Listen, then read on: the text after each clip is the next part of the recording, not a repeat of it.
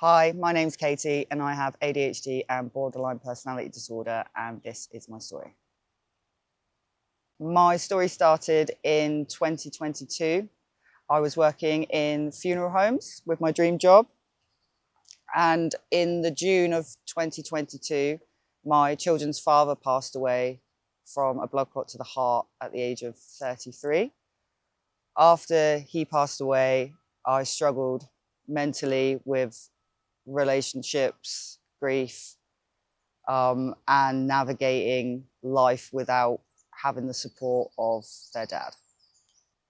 It was really difficult because I had to figure out how I was going to tell my children, how I was going to live the rest of my life, because we had dreams and plans for the kids, and those are all kind of gone now after he left. I had my bills that I was struggling with, and obviously I had to lose my job that I couldn't have anymore. I did try and get another job in social work, but the social working job sacked me because I kept taking too much time off for my kids. So I had to leave that. And then I suffered, I got into a relationship around 7 or 8 months after he passed away, and that became very toxic. It was started off like the perfect relationship and it ended extremely toxic. And I realized that I had some issues in relationships that I wasn't really addressing. And I was bringing all my insecurities to a relationship and kind of expecting someone else to fix it for me.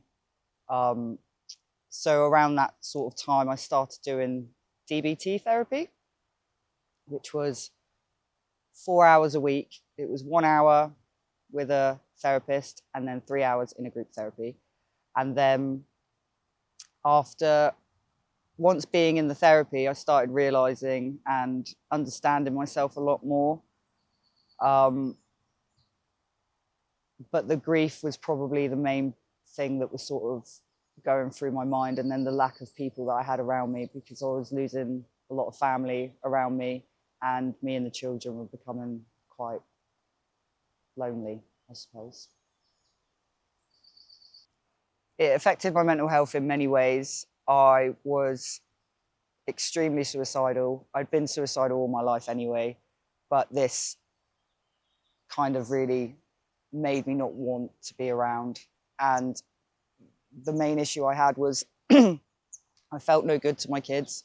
I felt that I was failing them, and if anyone was going to die, it should have been me over him, because he didn't want to ever leave and he would never have left his kids. And I just thought that I was always going to go that way, that I was never going to get old. I was just going to give up when I was sort of ready.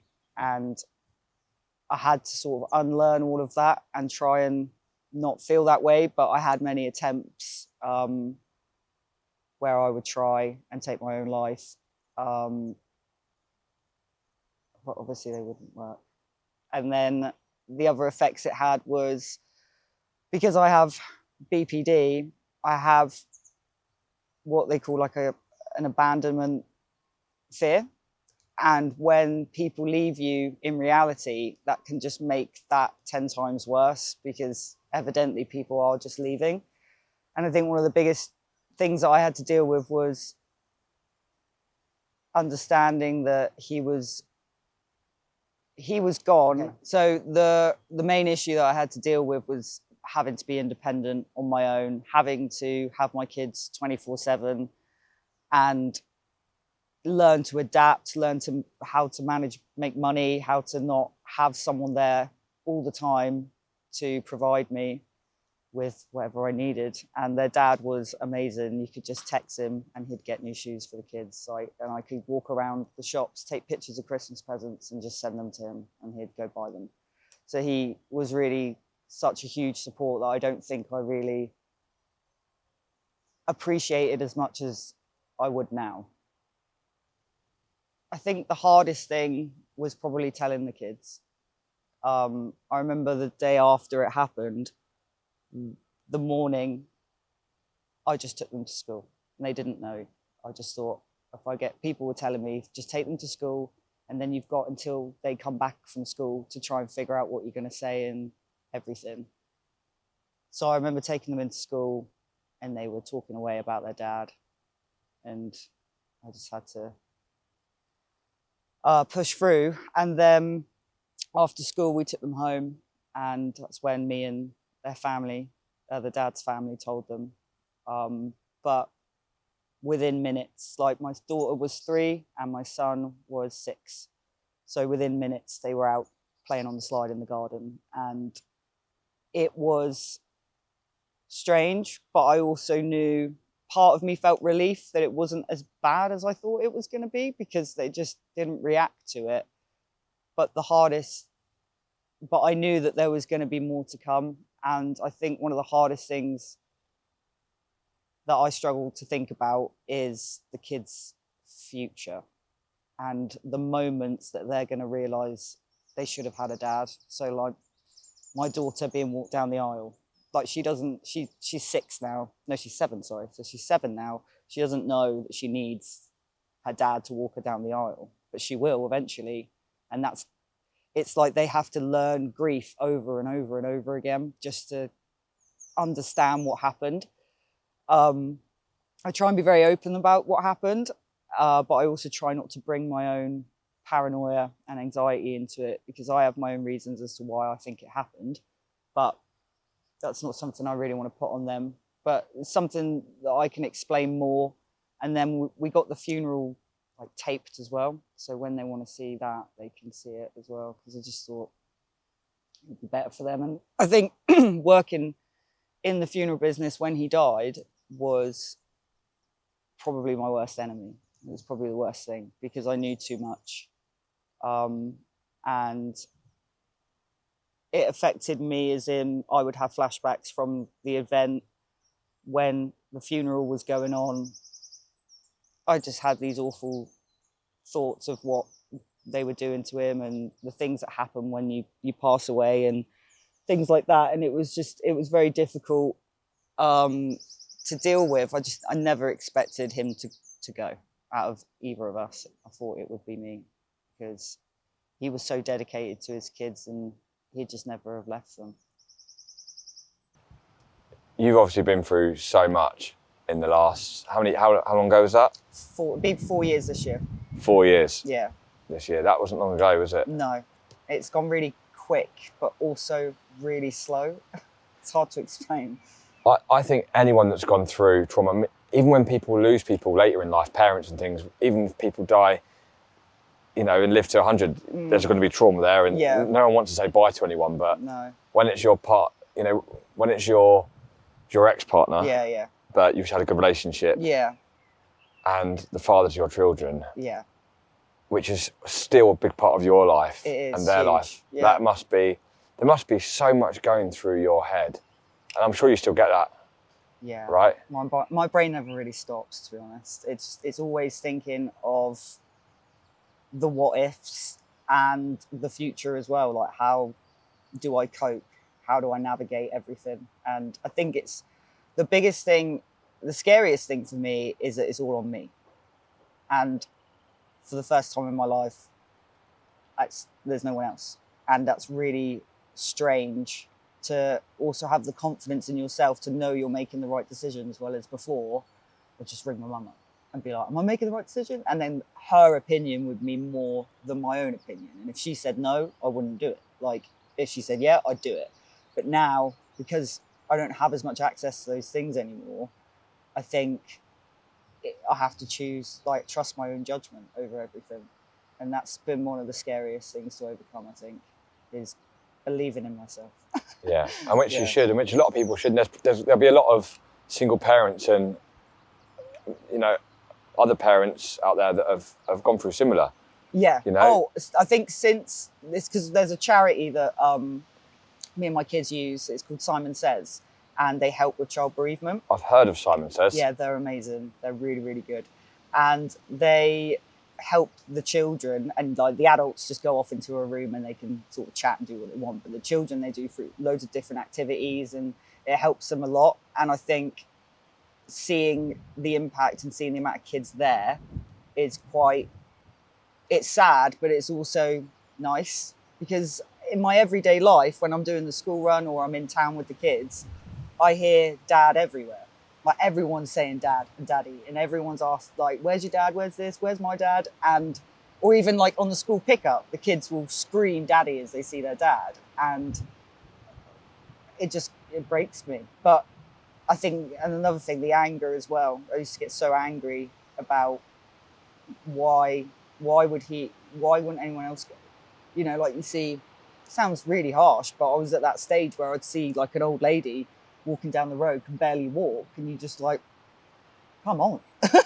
Like, because Dean as well, like their dad, he was a tattooist, he had so much left in him to accomplish, and it's just, it feels very unfair. But there's also, there comes a time where you have to come round to the idea of accepting some part of it, because you can't be angry at old ladies on the street about living. You can't be, you can't, unfortunately you can't be. But I felt at the time, very early on, I felt so entitled to feel that way, because I genuinely thought the world was against me. Like even when I went back to the funeral business and I was dealing with people that had passed away in their 80s, and I'd see the family members sad, and obviously I'd have to keep my news to myself. And that felt really difficult, and I'd hold all that sort of back until they left, and then I'd have a cry about it. But then you'd get people come in and they've lost their 19-year-old son. And you're like, okay, well, can't be that bad now. So there's no matter how bad you think your life is, there's always someone that has it 10 times worse. Yeah, I've always thought this. Yeah. Okay. And I think one of the most grounding things for me is knowing that those families exist and those situations are happening like right alongside mine. And I know loads of people that don't have support. I know loads of people that don't see like grandparents for their kids, or, you know, have anyone to sort of reach out to. And I know since it's happened, I've realised how many there are. It's quite a lot. Mm. Someone told me that you don't get over trauma, you don't necessarily escape it, but you learn to cope with it better. Would you agree with that? Yeah, definitely. I've learned to cope in ways that I didn't think I'd be able to cope in. Like in situations, I have to prepare for certain situations in order to be able to cope with them. And that's something I never did before. It's just sort of like go into situations and whatever happened or whatever was said. But now I have to plan it out, because I think the fear of losing anyone else is so instilled in me that I think I'm always just trying to figure out a way to make sure that I'm not making anyone feel that way to leave, if that makes sense. There'll be people watching this that have gone through similar, that are going through it now. What would you like to say to them?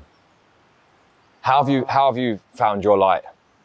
I would say my message to people that are going through something similar would be to believe in yourself and know that your decisions are just as important as someone else making it for you.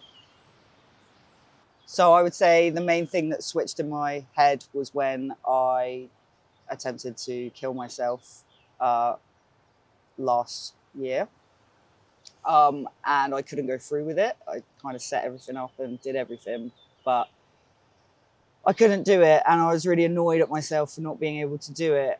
And then I kind of came to a bit of like a fork in the road, and my brain just said to me, if you're not going to do it, then you've got to stay. So you've got to figure out a way to actually stay and be happy with staying and not resent the fact that you're still here. And then when the opportunity arises, you don't do anything. So I realized that I had to just keep going the way I was and work on my mental health, really, and work on the things I tell myself. As you know, I'm about to do a mental health documentary, and I want to do it even more after hearing your story, because I know that there are a lot of people that are feeling like that's the end. They've got to give up. Yeah. They haven't got any something left Yeah. on this planet. But there are so many examples, and you being one of them, why you should carry on. You know, life is valuable, life is short, but life is important. Yeah. What would you have to say about that?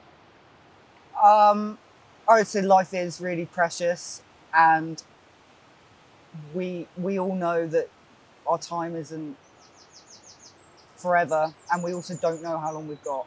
And I think appreciating everything while we're here is probably the most important thing. And also as well, not getting too mixed up in all of the politics of life, you know, just finding some peace in what you need to get better, really. Yeah. So I've got a question for you. Okay. What made you want to work in the funeral industry? Did you say it was your dream? Yes, I would say it was my dream since my granddad passed away. When I saw the funeral director paging in front of the hearse, it kind of made me want to do that. And also to help families when they were going through a lot meant a lot to me, to be able to take some of the pressure off the family and deal with it for them as well. Yeah, fair enough. But I think there were certain situations that I did contemplate, and I wouldn't say regret it, but I did have some serious thoughts as to you could just go work in an office. But you don't get those feelings working in an office. You don't get to actually care for families that way. Yeah. I actually understand, when you put it like that, I understand it more. Yeah. To me, I'd be like, oh God, I couldn't do that, you know, I'd find it really difficult. But when you put it like that, it must be really rewarding. It's a huge amount of paperwork as well. So like you're not around death all the time. Like you're not always in the mortuary. I think paperwork terrifies me more than death. The paperwork is quite... Death's fine. Paperwork, I'm gone. No, the paperwork was quite a lot. There was a lot of paperwork, but it's less paperwork for them to do. Yeah. So it's always helpful. So would you like to share, have you got like a page or a website or a brand name that you'd like to share with people before we end this interview? The app is called Soul Helper.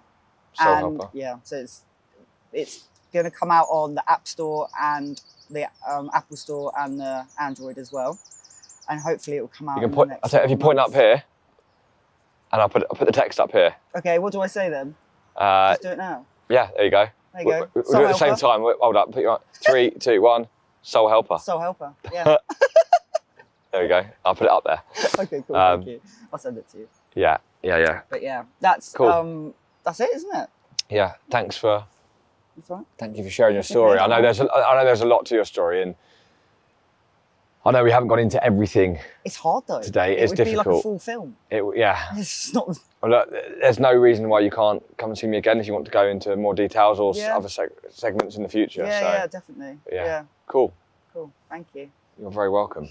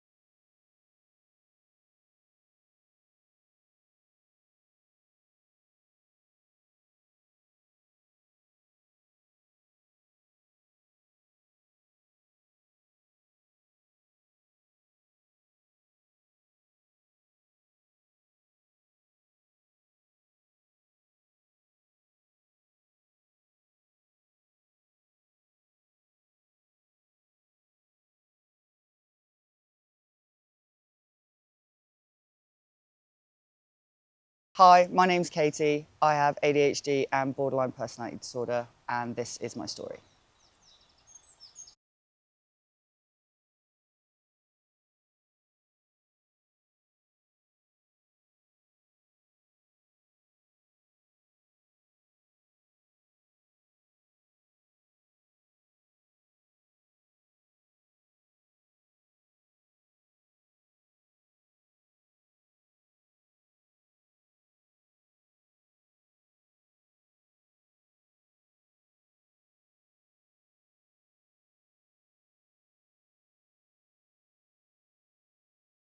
It's totally up to you.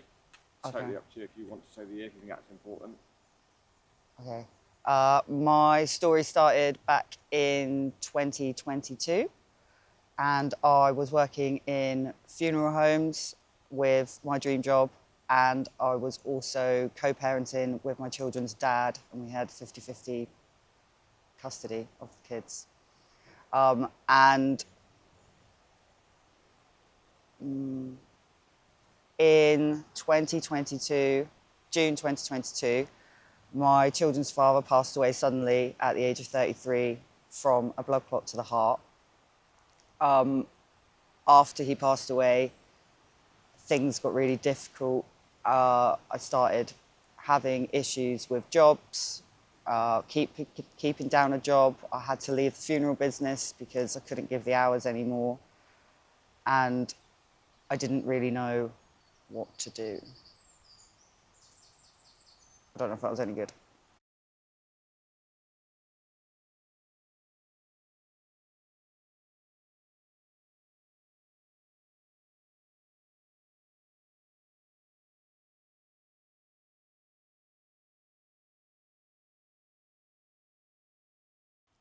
It affected my mental health in many ways. I was extremely suicidal. I'd been suicidal all my life anyway, but this kind of really made me not want to be around.